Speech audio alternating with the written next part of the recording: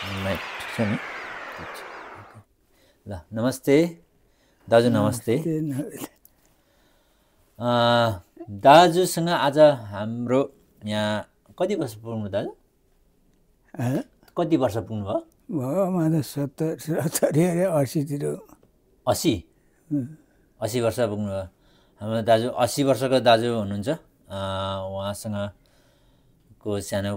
हाम्रो कहानी उहाँ दाजुको जीवनीको बारेमा केही दाजुहरूलाई सोध्दैछु दाजुलाई म र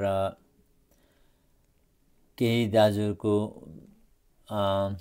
जीवनीमा जन्मेदेखिको अहिलेसम्मको उहाँ जानेदेखिको अहिलेसम्मको यहाँसम्मको यात्रा के कस्तो रह्यो र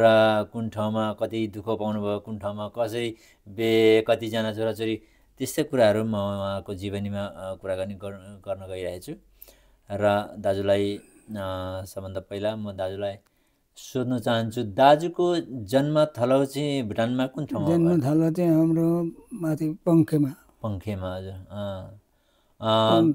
पङ्खेमा हो दाजुहरू पहिल्यै पङ्खेमै हुनुहुन्थ्यो कि पहिला अरू ठाउँ कुनै ठाउँबाट आउनुभएको हामी पहिला पङ्खेमै हुन्थ्यो हामी जन्मथलै मेरो चाहिँ त्यहीँ हो जन्मथलै दाजुहरूको कतिजना दाजुभाइ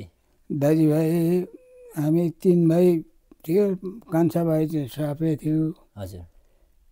दाजु चाहिँ राम्रै थियो तपाईँ जेठा कि माइला नि माइला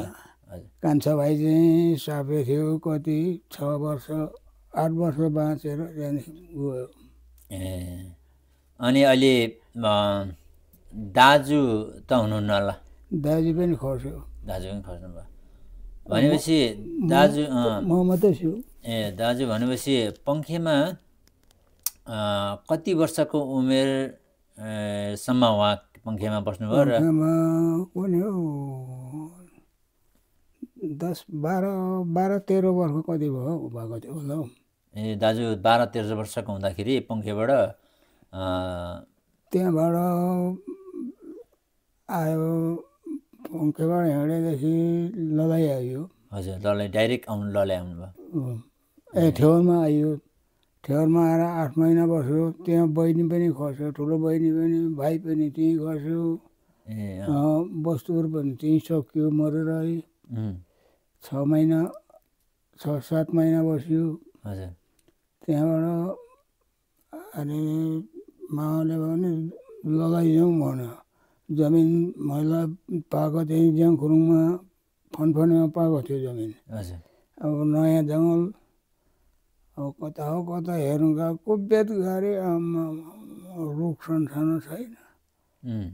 अब मामाले भने लु सक्दैनौ तिमीले यहाँ तिमीले काम गर्नै सक्दैनौ भन्नु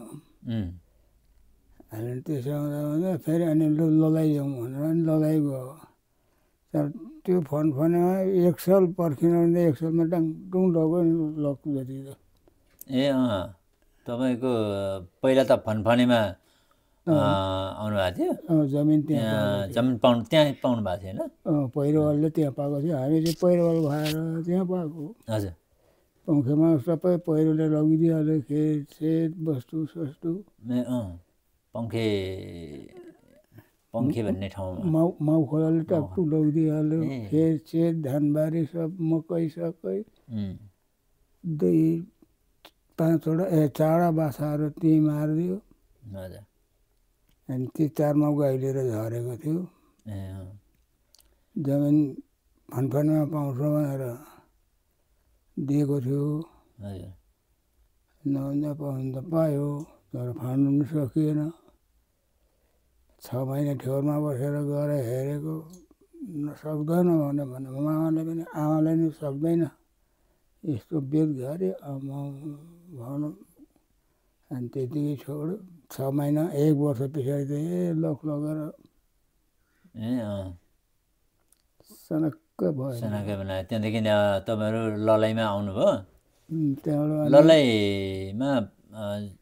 तपाईँहरू जुन पहिला यता हिँड्ने बेलामा जहाँ बस्नु भएको थियो नि जहाँ बस्नु भएको थियो नि तपाईँहरू त्यहाँ यता हिँड्ने बेलामा लङ्खर भन्नुभयो नि ललाइ लङ्खर पहिले हामी वही ठाउँमा थियो कि अर्कै ठाउँमा पहिला हामी मामा घरदेखि मुन्ट्यो त्यो तेर्सो बाटो थियो नि त त्यो बाटोमा लौटी बसेको थियो बाँसुरी कारोबारीहरू पर्दो थियो भोट हुनुको त्यहाँ बस्यो अनि 2 साल त्यहाँ बस्यो होला हौ त्यहाँबाट मात्रै अनि माथि जमिन पाएको त्यहाँ चाहिँ लङ्खरमा जमिन पाउनु हो त्यहाँ मण्डलले गएर बलुवा मण्डल बुढोले अनि 3 एकर जमिन दिने दियो भनौँ न अनि सर्वे पनि गयो दाजुको जुन बिहेबारी चाहिँ कुन ठाउँमा बिहे भएको मेरो ललाइमै हो ललाइमा लभ म्यारेज कि एरेन्ज म्यारेज लभ म्यारेज कि एरेन्ज म्यारेज मागेर बिहे गर्नु भएको कि लभ पारेर यसो पहिला त्यस्तै लभ गरेँ लभ गरेर लभ त लभ स्टोरी त राम्रो लाग्यो दाजुको होइन लभ स्टोरी कस्तो थियो होला दाजुको एकताल भन्नु मिल्छ दाजु